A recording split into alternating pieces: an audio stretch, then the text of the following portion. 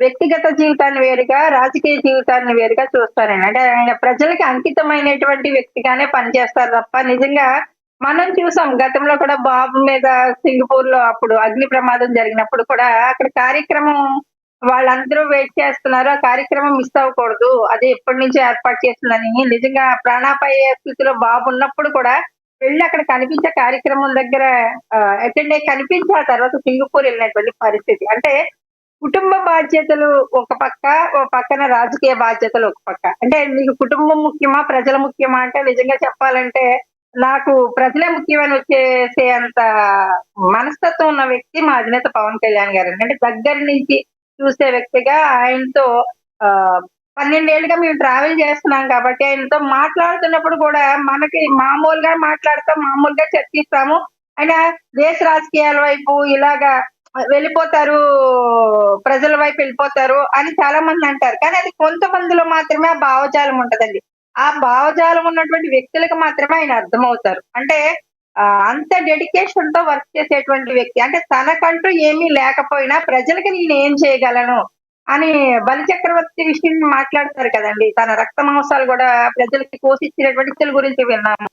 అలాగే శ్రీకృష్ణదేవరాయలు గారి గురించి విన్నాము. తన ఆస్తులన్నీ త్యాగం చేసి త్యజించి మొత్తం ప్రజలందరికీ పంచిపెట్టినటువంటి పరిస్థితి. అలాంటి ఒక వ్యక్తిని చూసినట్టుగా కనిపిస్తూ ఉంటారు. నిజంగా పోరాటంలో సుభాష్ చంద్రబోస్ గారినే చూస్తాము. భగత్ సింగ్‌ని చూస్తాము. అదంతా మా అధినేతలో ఉన్నటువంటి ఒక భావజాలం అవ్వచ్చు సార్. కానీ కుటుంబ బాధ్యతలకొచ్చేసరికి ఒక మాట చెప్పాలంటే మన ఇంటిని చక్కబెట్టుకున్న తర్వాత మళ్ళీ మన ఊరిని ఉద్ధరించాలి అనేసి చాలా మంది అంటారు. కానీ ఈరోజు ఆయన ప్రజా జీవితంలో ఉన్నారు కాబట్టి ఇంటి మీద దాడి జరుగుతున్నటువంటి పరిస్థితి. మెగా ఫ్యామిలీ మీద వీళ్ళు కావాలని టార్గెట్ చేస్తున్నారంటే గనక దానికి అర్థం ఏంటంటే, ఈ రాజకీయాల్లో ఆయన్నేమి చేయలేరు. అవినీతి పరుడని నిరూపించలేరు. ఆయన అక్రమాలు చేశారని నిరూపించలేరు. వేరే వేరే రకాలుగా వీళ్ళు ఏ ఏ వీళ్ళని సృష్టించలేరు. కానీ చెయ్యాల్సిందేంటంటే కుటుంబాన్ని ఫస్ట్ అండి. ఇప్పుడే కాదు సార్. చిరంజీవి గారు చిన్నమ్మాయి శిరీష అమ్మాయి శ్రీజ గారు లైఫ్ స్టైల్ దగ్గర నుంచి చూసుకుంటే అప్పటినుంచి కూడా పవన్ కళ్యాణ్ గారు కానీ, ఆయన మెగాస్టార్ చిరంజీవి గారు ప్రజారాజ్యం పార్టీ ఎస్ పెట్టినప్పటి నుంచి కూడా కృష్ణవేణి గారు, ఫ్యామిలీలో ఆడపిల్ల టార్గెట్. ఎస్ కృష్ణవేణి గారు, నేను మళ్ళీ మాట్లాడతా, మరి కాసేపట్లో మీరు కంటిన్యూ చేద్దరు. కానీ మనతోటి అనలిస్ట్ పవన్ కృష్ణమూర్తి గారు జాయిన్ అయ్యారు, ఆయనతో మాట్లాడదాం. కృష్ణమూర్తి గారు నమస్తే అండి. ప్యానెల్లో ఉన్న అందరికీ కూడా నమస్కారం అండి. పవన్ కృష్ణమూర్తి గారు ఎలా చూడాలి? గత కొన్ని రోజులుగా మెగా ఫ్యామిలీ మీద కొంతమంది దాడులు చేస్తున్నారు, నోటి మాటల ద్వారా మనందరికీ తెలుసు. ఇప్పుడు ఈ స్టాండప్ కమెడియన్ చేసిన మాటల్ని ఎలా చూడాలి? వీళ్ళని కట్టడి చేయాలంటే అసలు ఏ చర్యలు తీసుకోవాలంటారు మీరు? దీన్ని ఫస్ట్ ఆఫ్ ఆల్ ఒక ఫ్యామిలీ మీద దాడనో ఇంకోటనో కాకుండా సమాజం మీద దాడిగా భావిద్దామండి. అందులో ఉన్నటువంటి అందరి మీద కూడా చదువు సంస్కారం నేర్పాలంటారు పెద్దవాళ్ళు. బట్ అక్కడ కూర్చున్నటువంటి వాళ్ళకి అది చదువు సంస్కారం నేర్పడం కాదు, వాళ్ళకి ఒక మానసిక రోగాన్ని ఇచ్చింది ఈ స్టాండప్ కామెడీ అన్న పేరుతో. వాళ్ళు అక్కడికి వెళ్ళి ఏదో అక్కడ ఎంజాయ్ చేస్తున్నాం అనేటువంటి ఉద్దేశంతో ప్రతి ఒక్కళ్ళని కూడా ఏదో వాళ్ళు మా సొంత ప్రాపర్టీ అన్నట్టుగా, మా ఇంట్లో వాళ్ళు అనుకున్నట్టుగా ఇష్టం వచ్చినట్టు మమ్మల్ని ఏం అనర్లే, ఏం చెయ్యర్లే అనేటువంటి ఒక బరితెగింపు.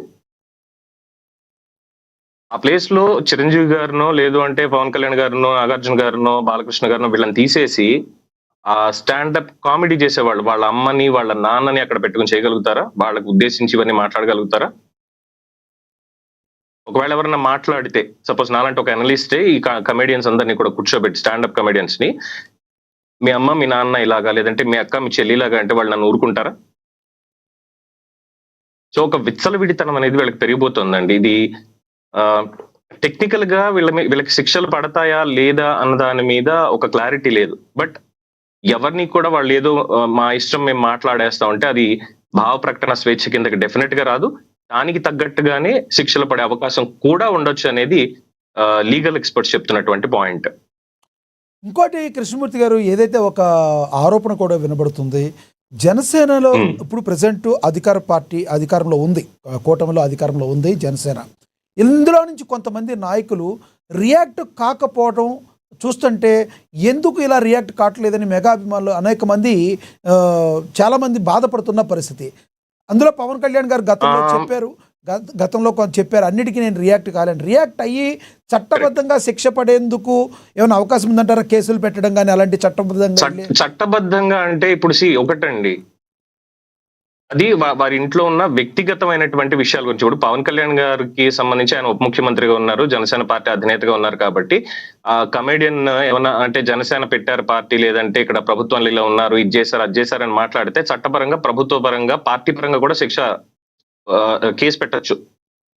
బట్ ఇక్కడ ఏంటంటే వాళ్ళ వ్యక్తిగత జీవితాలకు సంబంధించినటువంటి అంశాల్లో అది వాళ్ళకి ఎందుకు వచ్చాయి ఏంటి అనేది మనకు తెలియదండి. అది వాళ్ళ ఎక్స్పీరియన్స్. అది దాని మీద మాట్లాడేటువంటి హక్కు మన ఎవరికీ లేదు. వ్యక్తిగతంగా వాళ్ళ వ్యక్తిగత జీవితంలో ఏదన్నా జరగచ్చు, మాట్లాడేటువంటి హక్కు మనకి డెఫినెట్ గా లేదు. అపహాస్యం చేసేటువంటి హక్కు అంతకుమించి లేదు.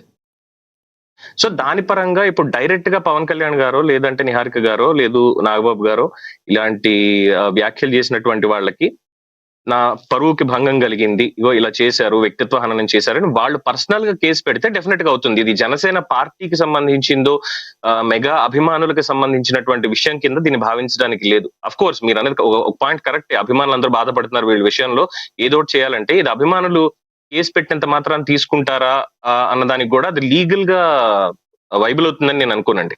బట్ నిహారిక గారు, నాగబాబు గారు లాంటి వాళ్ళు, లేదా రామ్ చరణ్ గారు, వీళ్ళు ఏమన్నా గనక పర్సనల్ గా ఇలా కేసు పెడితే మాత్రం డెఫినెట్ గా దానికి వేరే లెవెల్ ఉంటుంది. ఎవరన్నా వాంటెడ్లీ చేపించే అవకాశాలు ఉంటాయి అంటారా? అంటే బ్యాక్గ్రౌండ్లో కనబడకుండా.